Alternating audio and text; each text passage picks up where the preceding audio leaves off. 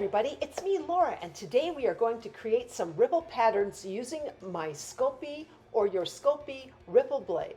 Now in this video I am using the more crinkled, or as I call it, the smaller rippled blade to create the effect in clay. Here I rolled the clay out on an Atlas machine on my #1 setting, and I folded it over to get a slightly thicker piece to work on.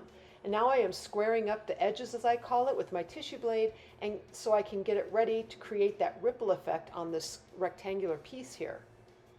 What you're going to do is to take your ripple blade and cut into the clay at an angle, cutting towards you and then pushing the rest of the upper part of the blade back into the clay, creating a little ripple effect. Once you do that, you're going to then flip the blade around so that you repeat this action, pushing it away from you and pushing down into the clay. Make sure that it meets up with the first one, and this will create your first ripple pattern. Now you might notice that depending on where the blade goes into the clay on that second cut, you can get two different types of patterns. One looks like it's straight on, giving you a straight vertical line, and the other is where the blade, if it's a little off center, will give you more of a zigzag effect. So you might say you're actually getting more than one pattern here.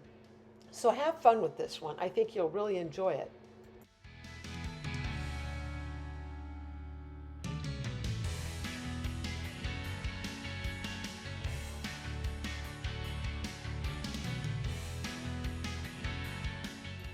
All right, ripple pattern number 2 is where we're going to be adding one simple little feature to this particular piece.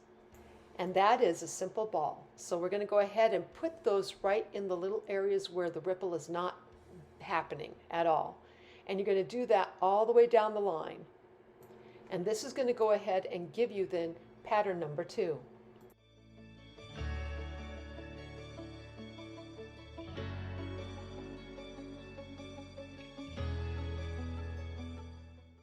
Pattern number 3 is really another little simple addition by using my knitting needle here and poking down on every other little ball in the design.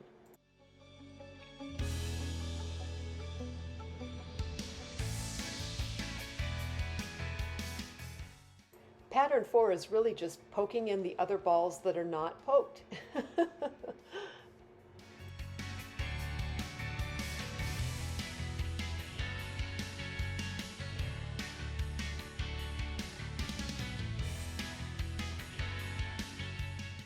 Okay, so pattern 5 is going to be a little bit different. We're going to use another knitting needle that's tinier, and we're going to go ahead and just make tiny little holes, you might say in a little zigzag motion, and I really liked it because the zigzag in this just called for it.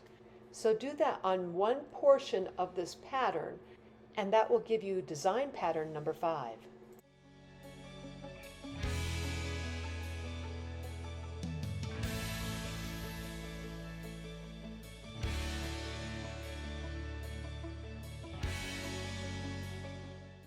Pattern number 6 is really just, you're repeating it every other one.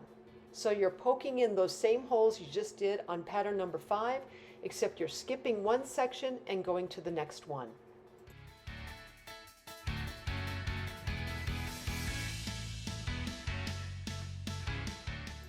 Pattern number 7 is really just filling in the ones that you have not poked.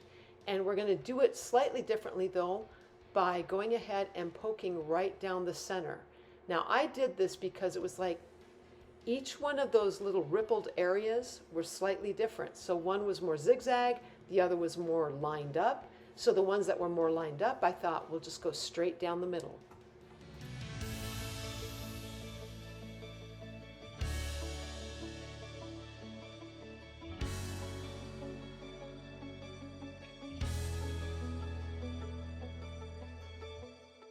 Here are the samples that I created in this video. Please use this for study and reference. And if you like this video, please like, subscribe, and leave me a comment. I'd love to know what you're thinking. And as always, I'm sending out my biggest hugs to each of you, and I hope you have a fantastic day.